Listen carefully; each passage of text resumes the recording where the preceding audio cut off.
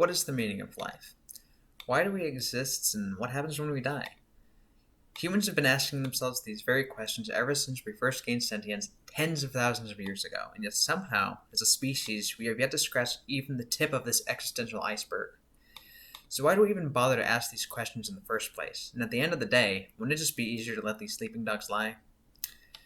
Well, on a fundamental level, we all want our lives to have meaning, and to be meaningful. Through the lens of the famous Danish philosopher Kierkegaard, whether it be through learning about the world, experiencing the world, or by giving life inherent meaning through religion, we all tried to find a purpose. As a result of this drive and desire to find meaning, many of us ask questions about about our lives, the universe, and several other nebulous questions and queries that unfortunately don't have clear-cut answers, or in many cases, any answers at all. This inability to understand or find an ultimate universal meaning often leaves people in a state of existential turmoil, generally over the topic of their own death. This existentialism can be best described as a fear of the unknown and a longing to understand it so that we can understand ourselves and the meaning of the life we were given. Everybody has had, at one time or another, thoughts about death. Generally speaking, people tend to get scared when they're faced with the idea of death, and the aforementioned existentialism that goes along with it. This existentialism generally prompts people in one of two directions. They either completely ignore it, or they let it consume them entirely. These topics can be seen in Christian A et al. For those people who decided to continue their lives without critically thinking about death, they will tend to be happier on average in their day-to-day lives. However, these people, when confronted directly or indirectly with death, will tend to be more at risk to be overwhelmed by emotions and negative thoughts that they have previously sectioned off.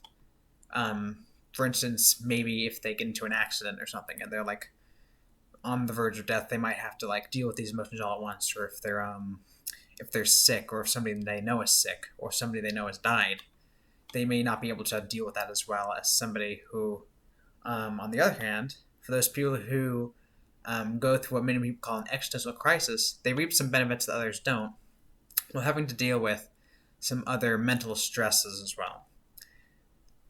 After actively thinking out and addressing the issues presented by existentialism, these people are more likely to handle the emotional stress of death when they are presented with it both directly and indirectly. However, these people are also prone to mental health issues such as depression, as stated in Suzanne Rosenberg's Opening Towards Life, Experiences of Basic Body Awareness Therapy in Persons with Major Depression. However, a select few of these individuals go on to become what we call philosophers. Plato, Socrates, Aristotle, all these famous individuals who progressed human thought around the world, at one point had to ask the existential questions we all ask today. As a result of them choosing to confront those issues head on, they changed the world forever. If they had stopped and decided to ignore those thoughts, the world would be a much worse place. Now, I'm not saying that you have to go out and become some philosopher. Philosophy is great when it impacts people positively and leads to good ramifications in the real world. However, this can work both ways. It can be used to justify pretty much anything.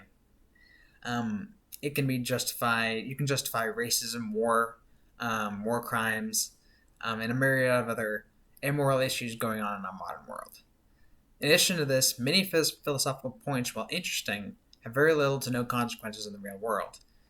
And this is mainly due to the fact that philosophy is not a science and it cannot be proven correct by any sort of test. It's likely that everybody will come up with a different answer to the regularly posed questions in philosophy. So existentialism is the drive for philosophy, and philosophy, while at times nebulous and overbearing, can bring about ideas that change people's life for the better. And as I have explained, existentialism, while a negative presence in our lives, can be used as a driver for deep critical thought about life in the field of philosophy, which can have good outcomes in the real world when looked at critically. I think it is important for people to face thoughts about existentialism and death, rather than bottling them up so they can not only be more prepared for the future, but so they can have a clearer view of what their future should be. In the words of Socrates, happiness lies in virtuous activity, and perfect happiness lies in the best activity, which is contemplative. Thank you very much.